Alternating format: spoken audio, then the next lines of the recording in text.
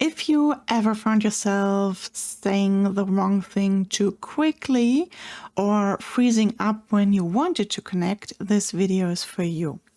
I want to share a communication model that shifted how I show up for others and for myself. Welcome back, or welcome for the first time. I'm glad you're here. And this is basically a follow-up to two videos I already did explaining the communication square. And this time it's a step more advanced than the communication square by Friedemann Schulz von Thun. Today we're talking about the slow model created by Bettina Hegmann. It's not just about better conversations, it's about deeper connections, emotional healing, and becoming more aligned with who you really are. Because I see the world through energy and intuition, I'll be adding my own twist to this model. I link each part of this model with the 4 elements, earth, water, air, and fire, because just like nature, our communication has a rhythm. And when we rush it, we lose our grounding. The elements help us come back to ourselves. And I will also add a tarot card for better visualization, basically. So, slow starts with S. S for sense. Sense is about stopping. Even if it's just for a heartbeat, ask yourself what's really going on inside me. It's also about being able to extend that awareness outward. What might the other person be feeling? What experiences are they bringing into this moment? This step is fire energy. This may sound counterintuitive for you, but sensing is about noticing the initial spark, that flare of emotion, the heat of a rising action. Fire doesn't wait, it moves. When we sense mindfully, we acknowledge the ignition without letting it burn uncontrolled. Grounded, stillness, presence, the pause between trigger and response, the space where clarity can grow. I used to work in high pressure environments where reacting fast was necessary.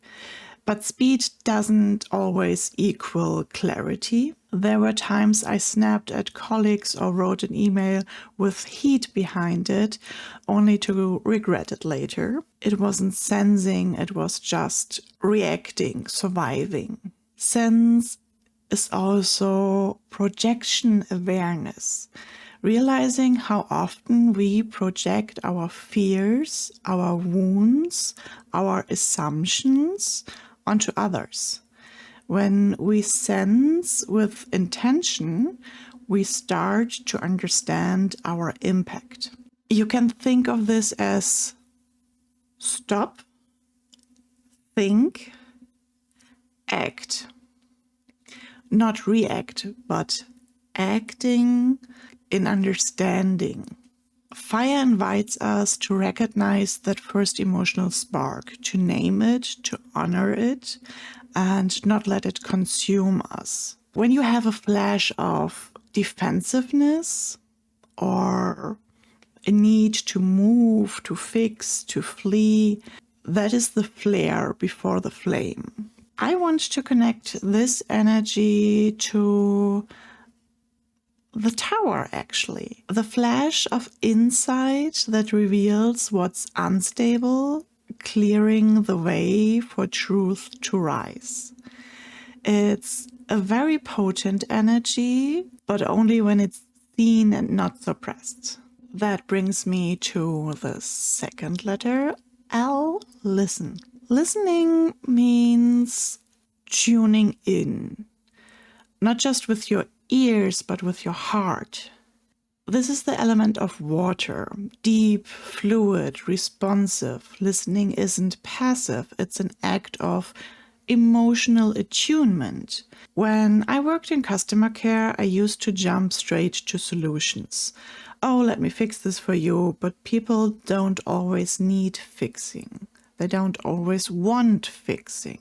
They need feeling. And I miss that sometimes. They didn't feel heard, even if I resolved the issue in my book super fast. Listening with intent to understand, not intent to reply, is one of the deepest forms of connection we as humans can offer. It is what transforms a conversation into a space of healing. There's a quote about this from René Bourbonus. Aus einem Dialog sollte man im besten Fall anders rauskommen, als man reingegangen ist. He's German, so the translation would be, in the best case, we should leave a dialogue differently than we entered it. And that is totally the essence of water.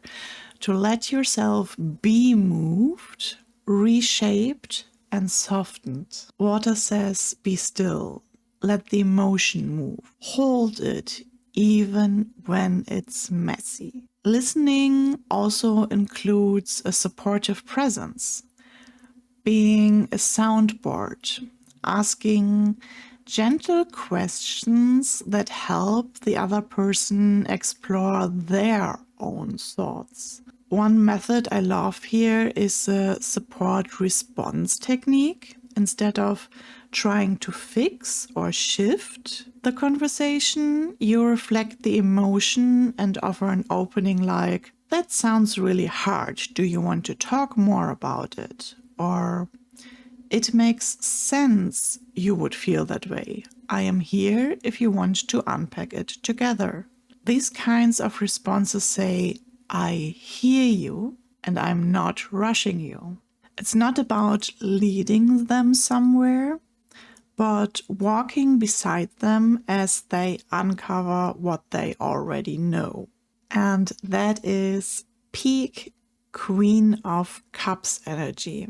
Emotionally intelligent, patient, wise. SLO in slow. O is for open. To open means to stay receptive to truth, to emotions, or even discomfort.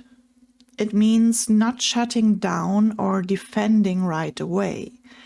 This is air, breath, space, thought. It's also about seeking shared understanding, not just compromise, but collaboration. True openness aims for a win-win solution where everyone's needs are honored rather than settling for less. This aligns beautifully with the Harvard negotiation model famously used at Camp David. The model breaks down into 4 core principles. Separate the people from the problem. Instead of seeing the other person as the issue, recognize the shared challenge and address it together. Focus on interests, not positions. Positions are often rigid, but underlying interests reveal what really matters.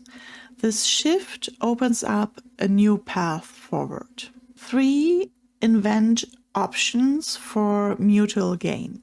Think creatively together. Openness means letting go of either or thinking and imagining both and outcomes.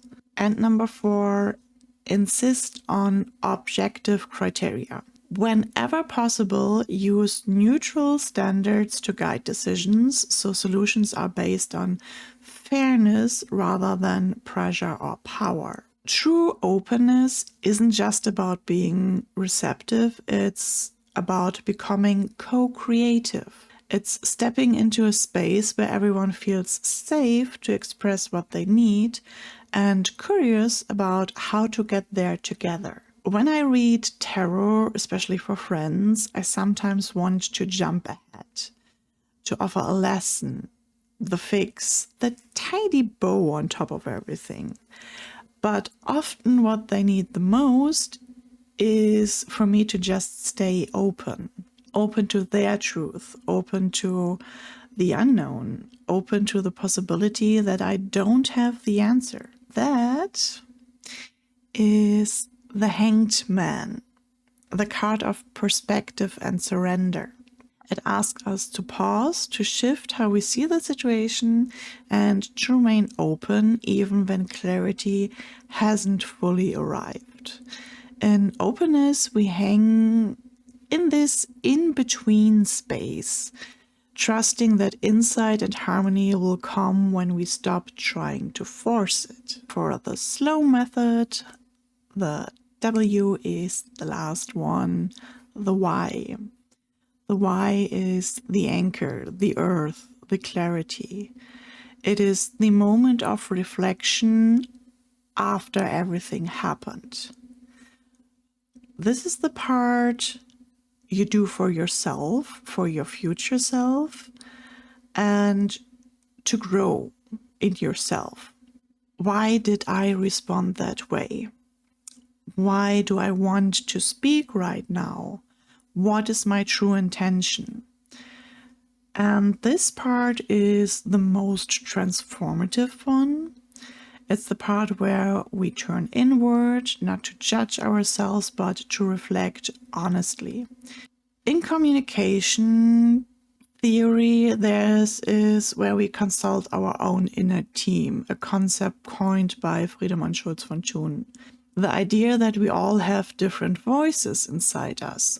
The critic, the peacemaker, the wounded child, the visionary. Each one has something to say, and when we pause to ask, why am I feeling this way?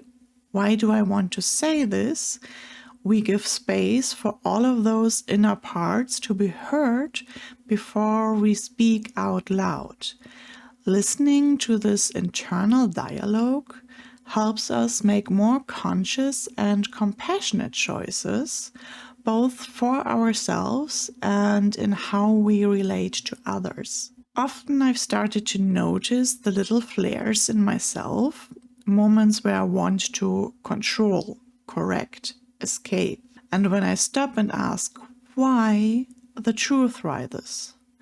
Often it's fear of not being valued, of being shamed for something, or it can be a longing or love that hasn't found words yet. And because the why is the anchor, the grounding, the stability, I connect with this one, judgment. The card of awakening and accountability. It calls us to rise, to reflect, and to root our words and actions in something deeper than reaction. It's the foundation that turns insight into lasting change. Sense, listen, open, why is the slow model. This isn't just a tool for conversations. In my books, it's a compass for shadow work, for intuition, for real vulnerable connection.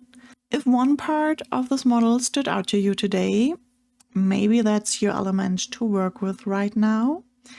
You are allowed to slow down, to sense, to listen, to open, to ask why. If this video brought you a moment of clarity or calm, I would love if you would subscribe or share it with someone who might need it too. I am building a space here for growth, softness, and soulful tools that actually help make life better. Thank you for being here. I see you. I appreciate you.